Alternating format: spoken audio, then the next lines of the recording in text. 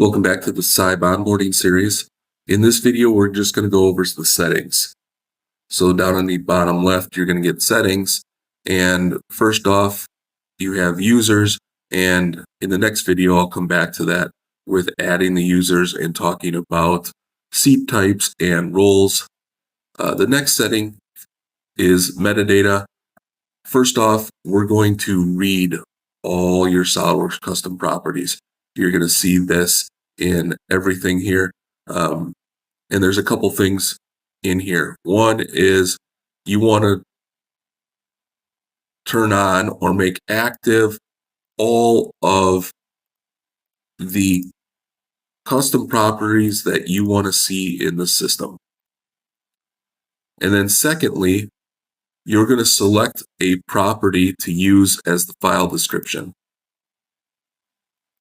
So you do see we've got DESC1, DESC2. So there's 3 lines of description. There's the main description, which is the full word. What this is for is when we search, and I'll go over search in a future onboarding video, we can search by file description. This is going to tell the system which property is going to get searched for description. We don't all use the full word of description.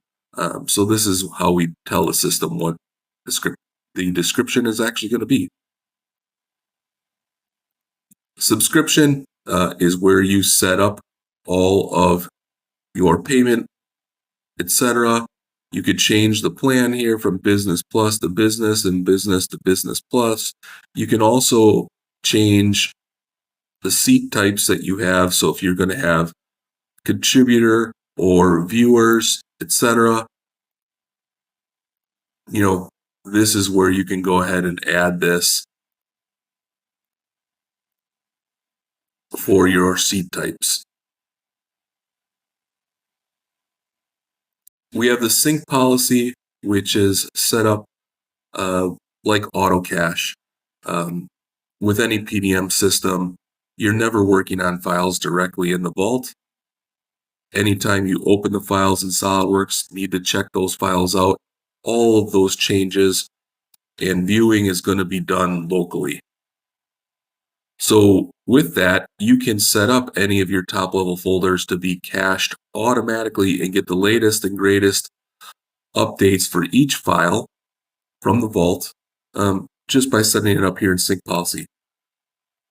What this was really created for was your admin files. So if you're working with a team and you have your file templates for your parts, assemblies, and drawings, along with your drawing borders, that and gauge tables, etc., that can all be set up in an admin folder, and then you're caching that, setting that up in your SolidWorks settings to point to that folder locally, and everybody's using the same files all the time pointed to locally. It does work tremendously well. So from there, you would just set up that to be required, and it's going to cache every time. Missing references.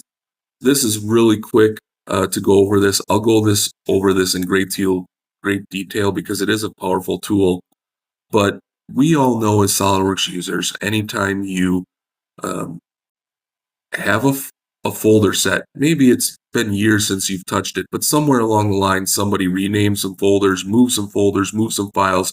We know as SolidWorks users, because the way SolidWorks handles file references and those references being absolute, that when SolidWorks goes to opens that assembly and it looks for files in a specific location, that it may not find those files. And then those files are going to be suppressed in your assembly.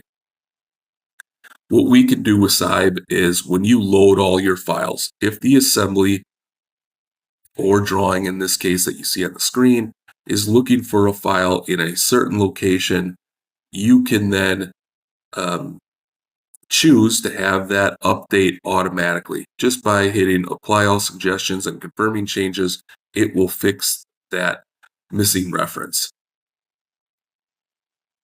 And then lastly, we have tags, which are used in our markups. Creating these are very simple. Clicking on new tag, you give it a name, a description,